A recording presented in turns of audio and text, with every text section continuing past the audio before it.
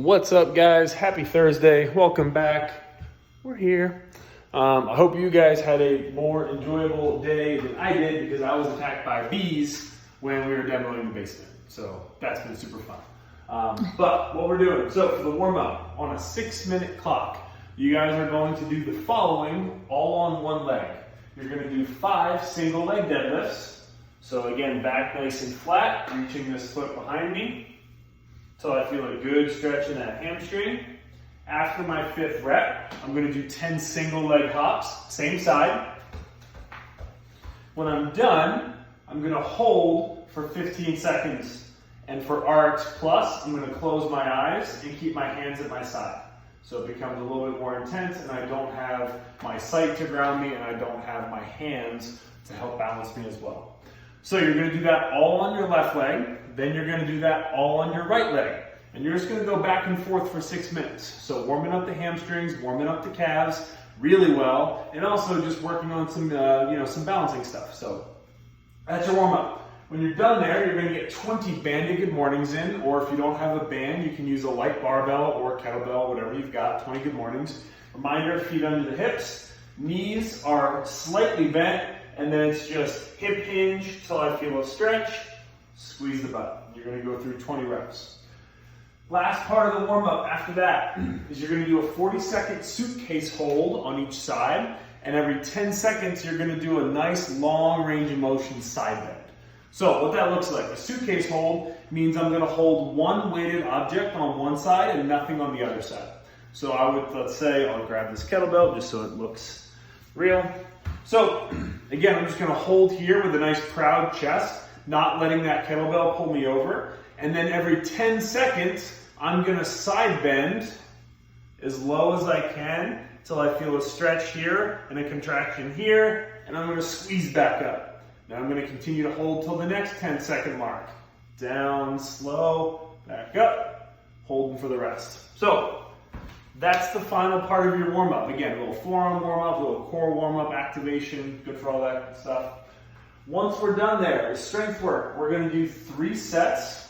It's going to be 15 reps at a time, but they're going to be broken up with some intra holds. So tip thrusts. So if you have access to a barbell, that's the best way to load these up. Load that barbell up as heavy as you can, slot it in the hip crease, and I would recommend wrap a hoodie around it so that it doesn't bury into your hip bones too badly. But what we're looking to do here is, again, barbell or object, sandbag, dumbbell, whatever, is going to rest right across my hip line. And then I'm going to put my upper back on a soft surface.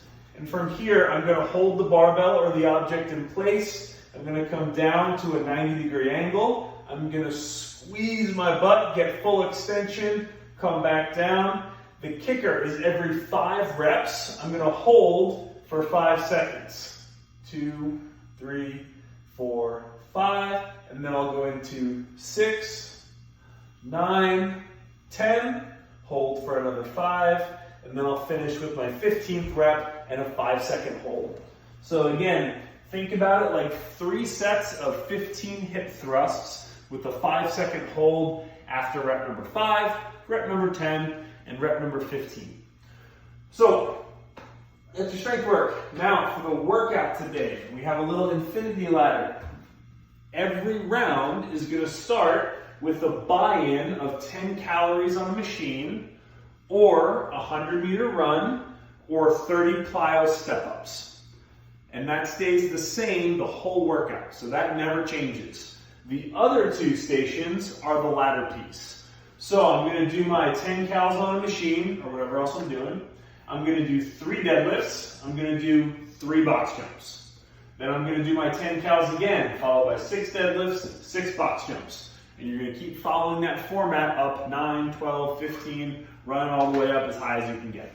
So, how this workout is kind of designed to flow is that the deadlift and the box jumps should be relatively quick stations. And then that 10 cals on the machine is going to be the longer station for most of the workout. Obviously, as you get towards the end, it's going to start to shift a little bit. But we're looking for, and again, a perfect world. On the deadlift, we're looking for a moderate weight. This is a day where you might see 225, 155 program for the workout. So that might be something you see if we were in the gym. But you should be able to go unbroken for a set of 9 deadlifts without any questions, without any hesitation. Meaning, after I get off my machine, I should be able to walk right up, brace, and knock out 9 smooth deadlifts, not rushing, but not pausing, before going into my box jumps. So don't select a weight that's too heavy if you have access to weight, meaning that you have to pause at the top a whole bunch, or there's a lot of excessive thought that goes into it. This is a moderate weight that you should be able to handle pretty well, pretty smoothly. After the deadlifts, you've got your box jumps. Keep in mind, these box jumps are going to be on very tired legs. So be careful when you're jumping and always scale the height so that you can stay safe. So again, for the box jump, RX height would be 24 and 20 inches, but like I said, scale to, I would recommend not step ups today. So keep it as a jumping exercise and just scale the height. So jump to a couple plates, jump to a stair in your house, something like that. So that's the flow format of the workout. 12-minute clock. There's not a whole lot of time to rest or hang out. So again, we're looking for a pretty high intensity effort for that full 12 minutes today. Now, a couple things we want to keep up here. First off, scaling 100-meter run or plyo step-ups. Reminder, plyo step-ups is going to be here. Fully extending the hip though. Again, I'm not for ceiling reasons. After that, we've got our deadlifts. So for the deadlift, if you only have one object, you can go ahead and switch arms at the halfway point each time.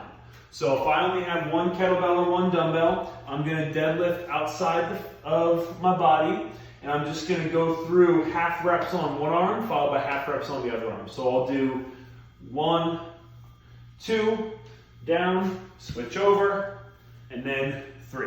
And on the next set, I'll start on my other side. If that's too heavy, so if the kettlebell that you have is too challenging to do that with comfortably, you are more than welcome to just deadlift between the legs. So if this is going to be a challenging enough movement for you as far as weight goes, you're more than welcome to do a conventional deadlift with the dumbbell or the kettlebell between the feet. And again, conventional deadlift reminders, when I get set, my gaze follows my chest. So as I hinge down, I let my eyes follow my chest here. I keep the shins vertical, and then I press the knees back until I get down to my object and I can create some tension. So I've got a nice flat spine from the base of my skull all the way down to my lower back, and I've got those shins vertical to the ground. So I'm feeling this movement in my butt cheeks and in my hamstrings. After the deadlift, again, we've got our box jumps or our tuck jumps. So if you don't have an object that you jump to, you're going to do tuck jumps in place. So here, bringing your knees up as high as you can every single time. Now, that's your workout. When we're done, we have a little bit of accessories. So that's going to be 3 sets. You're going to do a 1-minute farmer's hold, followed by 1 minute of rest. And if you have one object that's heavy enough to do this with, then you're just going to do it on one side, and then go a minute on the other side, and that's going to be your rest. Is going to be, while that non-working arm is relaxing, hold for a minute, switch sides, this arm gets to relax, hold for a minute. So that will count as your minute of rest. Otherwise, if you have access to 2 objects, fantastic. Go for it. Minute on, minute off. If you don't have a weight that's going to be challenging enough for the farmer's hold, plate pinch. Plate pinches are terrible, and you don't need really any weight at all to make them grueling for a minute. A 10-pound plate pinched like this, so like crab claws here, not grabbing the rim of the plate, fingers straight, that for a minute is going to be brutal. You might not even be able to go a full minute with it. So again, you don't even really need a lot of weight if you switch over to a plate pinch. Then we've got 3 times through. It's going to take you exactly 3 minutes, hopefully. You're going to do a 20-second hollow hold, followed by a 10-second rest. And then you're going to do a 20-second Superman hold, followed by 10 seconds of rest. So for the hollow hold, again, I'm always going to start in a dead bug. So I start by bringing the knees in so the butt comes off the ground, and then I reach the hands past my heels. From here, I establish my midline position, hold it, and then I can start to reach out for both legs, arms, all that good stuff. And the Superman is going to be down on my stomach. Very similar concept. I'm going to try and arch through the midline, so I'm going to squeeze my butt, make sure my feet come off the ground. I'm going to keep my arms straight, and I'm just going to activate my entire lower body and upper body. All posterior muscles are working here to keep me in a nice reverse canoe position. And then after that, all we have left is some mobility. So we're going to do a minute of kneeling forearm stretches. So I'm just going to sit on the tops of my feet, and I'm going to bring my fingertips towards me, and I'm just going to sit back and stretch out those forearms. I've also got a 1 minute single leg saddle. So for the single leg saddle, I'm going to keep this position, but I'm going to bring one leg out in front, and then I'm going to bring this butt cheek to the ground, and I can start to lean back, get my nice, again, quad and hip flexor stretch. And then the last thing we've got is a 2 minute seated straddle. So you're going to have a seat down on the ground, legs are going to go out nice and wide, and we're just going to lean forward, stretching out the hamstrings, the lower back, and the groin. So that is your training for Thursday. Enjoy, and we will see you guys back tomorrow for Friday's training. As always, tag us, palace.fitness and Forged by Zeus.